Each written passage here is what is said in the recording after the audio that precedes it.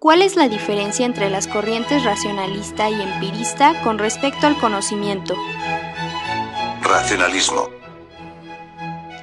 Una vez que la Iglesia dejó de ejercer el monopolio sobre el pensamiento, son muchos los que creyeron que el camino más fiable para acceder al conocimiento de la realidad radicaba en la razón. Es lo que, en filosofía, se denominó racionalismo, corriente de pensamiento iniciada por Descartes y continuada, entre otros, por Spinoza y Leibniz. Precisamente, Descartes y Leibniz, dos de los matemáticos más célebres de su época, encontraron en las matemáticas el modelo ideal para llegar al verdadero conocimiento.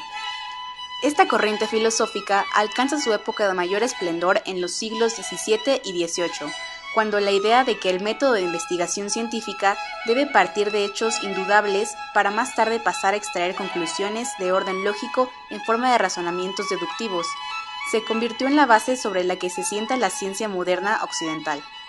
Descartes convenció a la gente de que su método, fundamentado sobre una estricta base matemática, era el único medio posible de acceder a un conocimiento fiable y seguro del mundo. Dudo, luego pienso. Pienso, luego existo. René Descartes. En breve, para Descartes el único conocimiento válido es el procedente de la razón, en oposición al derivado de los sentidos, los cuales por lo general constituyen más una fuente de errores que de verdadero conocimiento.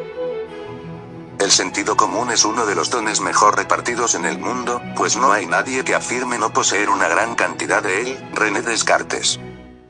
Baruch Spinoza fue el filósofo neerlandés considerado como uno de los tres grandes racionalistas, heredero crítico del cartesianismo. Spinoza pensaba que aunque Dios lo es todo y está en todas las cosas, esta totalidad debe entenderse también como si se tratase de un sistema físico-matemático. Todo es uno, y ese uno es divino. Baruch Spinoza. Su curiosidad por la ciencia y su espíritu crítico le hizo ver que Descartes había dejado muchas cuestiones sin resolver. Por ejemplo, si la realidad no es más que la realización de un sistema en el que todo aquello que existe se puede deducir mediante la ayuda de una serie de premisas lógicas e indudables, ¿cómo se puede concebir la libertad en un mundo en el que todo se puede determinar y explicar desde una base puramente científica? Gottfried Leibniz, el último genio enciclopedista, fue un filósofo, lógico, matemático, jurista, bibliotecario y político alemán. Existen dos tipos de verdades, las verdades de la razón y las verdades de hecho. Gottfried Leibniz. Con respecto al racionalismo, Leibniz parte de las proposiciones analíticas que constituyen a las verdades de razón, pero junto a ellas existen las verdades de hecho, que son todas aquellas que basan su conocimiento en la experiencia. Estas son proposiciones sintéticas, por lo que no se imponen por sí mismas como las verdades de razón, sino que tienen una duración limitada. Empirismo. La reacción principal contra el racionalismo filosófico se conoce con el nombre de empirismo. Los racionalistas habían menospreciado la experiencia como fuente de conocimiento, sosteniendo que el único conocimiento fiable era el derivado del uso de la razón. Pero los empiristas rechazaron esta afirmación al sostener que el conocimiento que el ser humano posee de la realidad que le rodea tan solo puede provenir de los sentidos. Quienes configuran de forma sistemática el empirismo son Locke, Berkeley y Hume, siendo su exponente más radical David Hume, quien sostiene que aparte de las matemáticas no se conoce nada más que proporcione tantas certezas. Pero todavía tenemos que vivir, y vivir es actuar. Todos los actos deben basarse en las suposiciones que se hagan sobre la realidad. Es la costumbre, pues, la principal guía en la vida del hombre. David Hume.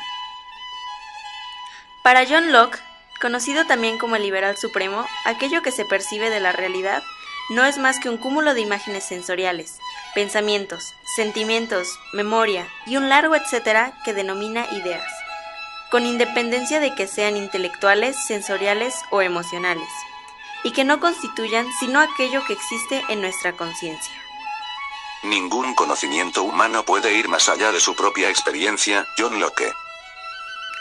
Los postulados de Locke, en su nueva dirección de las ideas, también ejercieron una gran influencia en el desarrollo de la nueva ciencia, colocando el énfasis central en la observación y confrontación de las ideas generales con la experimentación. En conclusión, racionalismo y empirismo son dos corrientes filosóficas que responden principalmente, pero no únicamente, cómo es posible la adquisición del conocimiento. Esta es la pregunta que más concierne a ambas teorías, y es el desacuerdo en este punto lo que los lleva a diferir en otros de sus ideales. El problema que tratan de resolver es de tipo epistemológico, por lo que tratan de buscar y entender la naturaleza, la fuente y los límites de nuestro conocimiento.